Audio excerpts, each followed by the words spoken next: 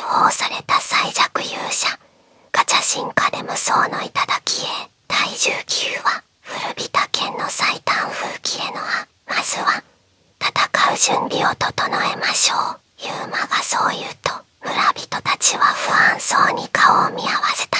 村長が一個出て、申し訳なさそうに口を開く。ですが私たちには戦う力がありません。武器も防具もまともなものは何一つないのです。案内された倉庫の中には錆びついた毛に当たってボロボロの農具が積まれていた。葉はかけ、根は腐り、魔物の爪がかすっただけでも砕けそうな代物ばかりだ。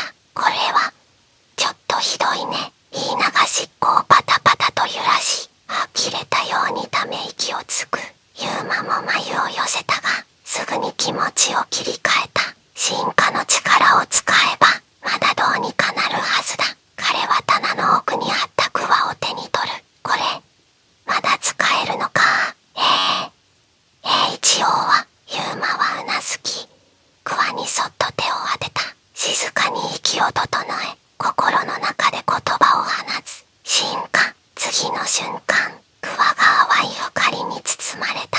鈍く曇っていた葉が鋭く伸び、絵はしなやかで強靭な黒木へと変わる。青白い輝きをまといながら、農具は全く別の武器へと生まれ変わった。ユーマの視界に新たな武器の特性が表示される。越気バレツガの句は特性貫通強化。葉がこう静かし、魔物の皮膚を容易に切り裂く。特性振動衝撃。振り下ろした際、衝撃波が発生し、相手を弾く飛ばす。すげえ。クワを受け取った村人は信じられないように歯を撫でた。これなら戦えるかもしれない。歓声が上がると他の村人たちも一斉に駆け寄ってきた。俺の剣も頼む。この盾も試してくれ。この鎌なんとかならんか。ユーマは一つ一つ手を当てて進化させていった。古びた剣は白銀に輝き、夜空の月を映すような美しい葉を持つ。月。血縁の剣。特性斬撃強化。攻撃時葉に魔力が宿り、威力が倍増する。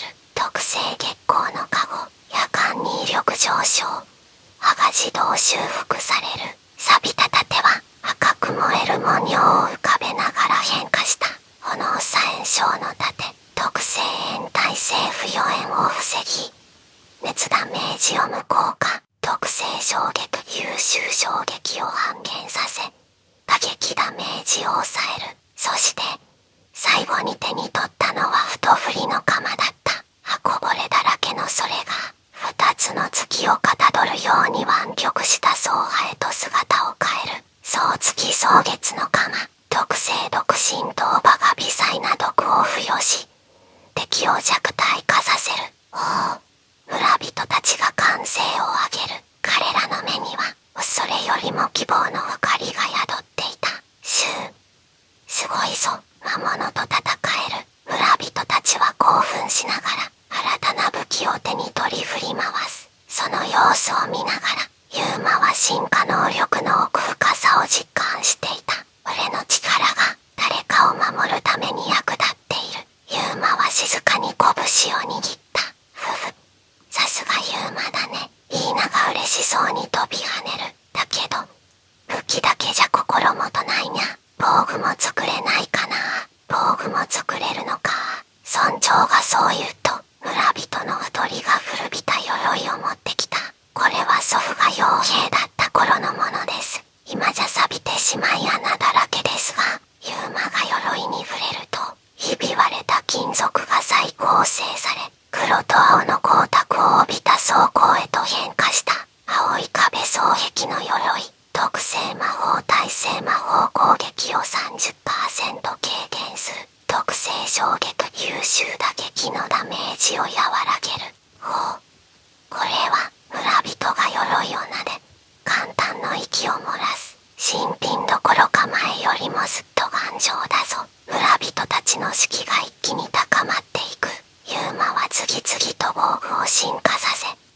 終的には村人1000人が戦える装備を整えることができた。これなら俺たちでも戦える。村を守るんだ。おう。やるしかねえ。ユーマはその様子を見て静かに息を吐いた。準備は整ったな。言いなが鋭く爪を研ぎながら言う。や、あとは魔物を迎え撃つだけだね。ユーマはうなずき、村の門へと視線を向けた。夜の帳が降り始め、森の奥が不気味にざわめいている。迫り来る戦いの気配が確かにそこまで来ていた。村人たちの士気が高まる中、ユーマは一つのことに気づいていた。自分自身が使う決定的な武器がまだない。今の槍も悪くはないが相手は群れだ。状況によっては別の武器が必要になるかもしれない。そう考えながら村の中を歩いていると、古い神殿に飾られた木箱に目がとどまった。蓋を開けると、中には埃をかぶった一本の剣が眠っていた。これは剣を手に取ると葉は錆びつき、絵の装飾も剥げ落ちていて、とても使える状態ではない。だが不思議と手放す気になれなかった。おお、それは村長が懐かしそうに見つめた。かつてこの村を守った剣士のものです。風切れ風列の葉と呼ばれていました。しかし長い年月を経て今ではただの飾り物になってしまいました。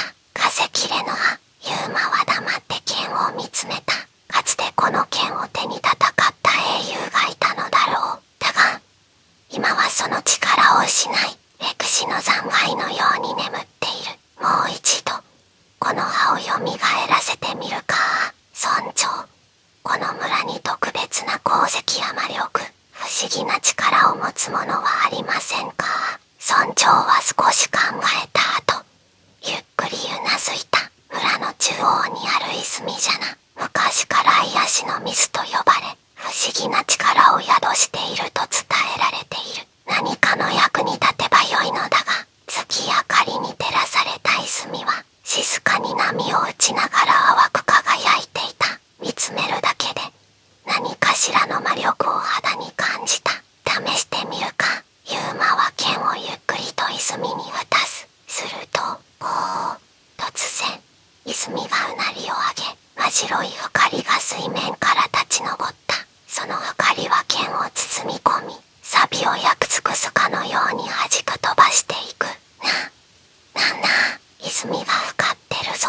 駆け寄った村人たちの視線の前で剣は激しく震え、形を変える。ひび割れた葉が再生し、透明な風の流れをまとい始める。やがて青白く光る新たな剣が彼の手に収まった。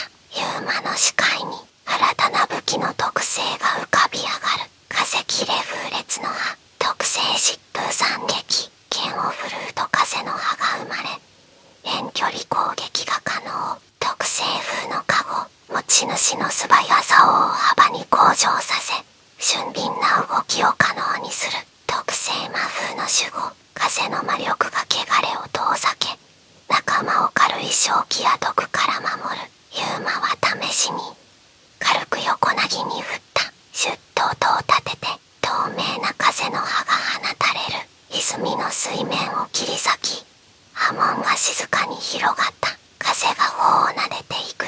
すごい。手に伝わる感触がまるで違う。この剣はただの葉ではない。風の力そのものをまとい、かつての英雄にふさわしい力を取り戻したかのようだ。風切れの葉がよみがえった。村人たちの声がどよめく中、ユーマは剣を握り直した。これなら戦える。魔物たちとの戦いに向けてユーマの決意が固まるのを感じた。夜の帳が降り、村の空気は張り詰めていた。静寂を破るかのように、遠く森の奥から獣のうなり声が響く。来るぞ。ユーマがつぶやくと同時に、村の入り口で見張りをしていた青年が震える声で叫んだ。魔物が出たぞ。村の鐘が鳴り響き、全員が持ち場につく。準備を整えていた村人たちは一斉に武器を握りしめ、必死に震える手を押さえていた。月明かりに照らされ、次々と姿を現す魔物たち。こんなにいるのか。影狼シャドウウルフ、鋼キバグマンアイアンベア、四色ヘビデスファング、どれもこの地域では危険とされる魔物ばかりだった。数が多い。しかもバラバラに動くのではなく、統率されてる。ユーマは魔物たちの動きに違和感を覚えながらも、風切れの葉を握りしめた。全員構えろ。俺が前に出る。ユーマの言葉に村人たちは一斉にうなずいた。行くぞ。俺たちの村を守るんだ。夜風が吹き抜け、戦いの火蓋